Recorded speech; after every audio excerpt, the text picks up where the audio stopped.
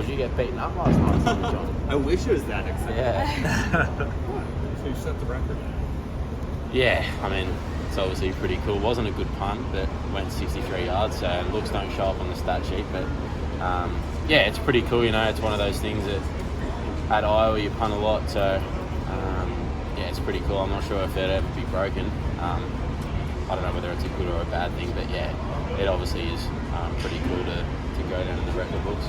Well, it only lasted 86 years. It was like 15 years before Michigan State even joined the Big Ten. So, yeah, I might be dead by the time it's broken. Who knows?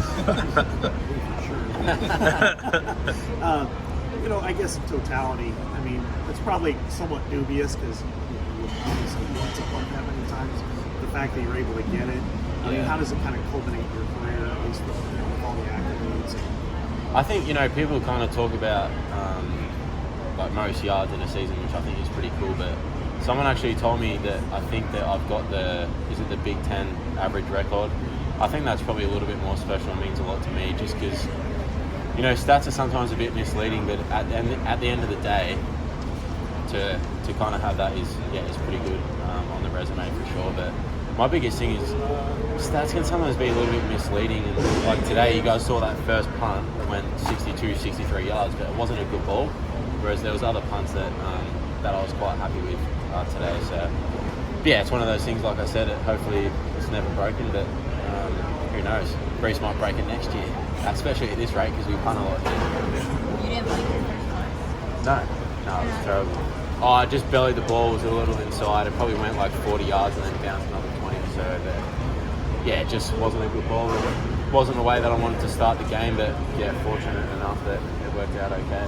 Do you think it was just nerves maybe? Because you knew that? Nah, because I don't really get nervous in games or anything like that. It kind of just comes back to having confidence and preparation and things like that. But it's one of those things, punting's like hitting a golf ball. Sometimes you'll hit good ones and sometimes you'll hit bad ones, and unfortunately I didn't start the game the way I wanted to, but after that was more than happy with the balls I was hitting. But it was certainly a lot trickier out there today with the two returners back there. That kind of makes you think about a few things, but Coach Woods and I had a plan for that, and I feel like we really executed that today, and a lot of guys did really well on the punting, which I'm really grateful for.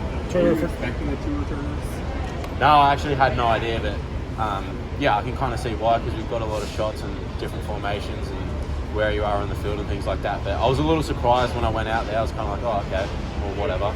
Good luck catching this anyway. But I really only worry about what I can control, and I can't control who's back there. But, you know, what's good is when there's an extra person down returning, it usually means there's one less rushing. So you kind of, there's pros and cons.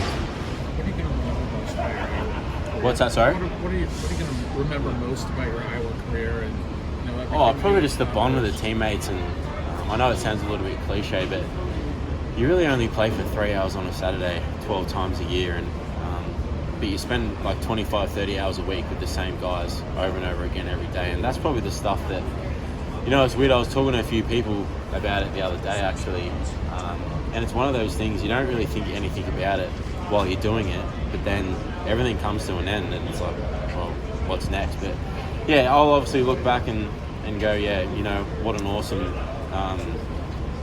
I guess, achievement really outside football. You know, like I've probably said to you guys before, I think the one thing that I'm most proud of is that I finished something that I really wanted to start, and I know my parents and family will be really proud too. So yeah, there's a lot to look back on, but I'm really just glad that I ran the full race all 4 years. What's the next step? Are you staying down here? Are you going to train down here?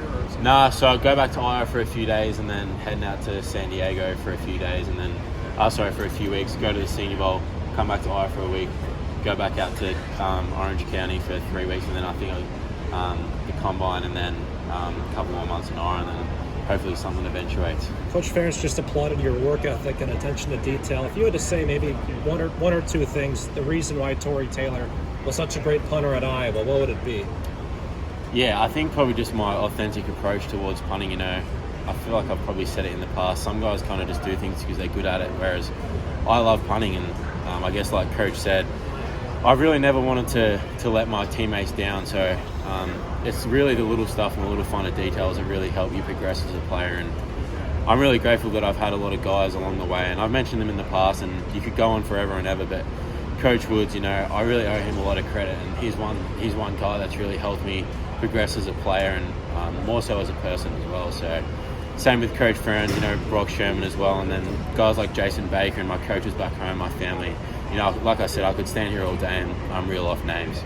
Coach Wood said that the new guy, the new punter coming in a little bit. Yeah. Do you feel like you're leaving it in good hands with Reese coming in? Yeah, absolutely. Yeah, Reese will be fine. But like I said the other day after practice to you guys, the biggest thing for Reese is he's just got to be himself. He doesn't need to worry about, because people are going to play the comparison game. And I know it's a little awkward for me to say that, but that's just how it is and that's how people are. And that's fine. It's human nature. But at the end of the day, the biggest thing for Reese is just being Reese Dakin and not trying to compare himself to anyone else. And because I've played that game in the past before, you see these guys playing on Sundays, you're like, I want to be like him. But at the end of the day, you're not. And all I'm worried about was just what can Tory Taylor do this week. And the biggest thing for Reese is, well, what can Reese Dakin do today? Thanks, Tory. Specifically with this game, where have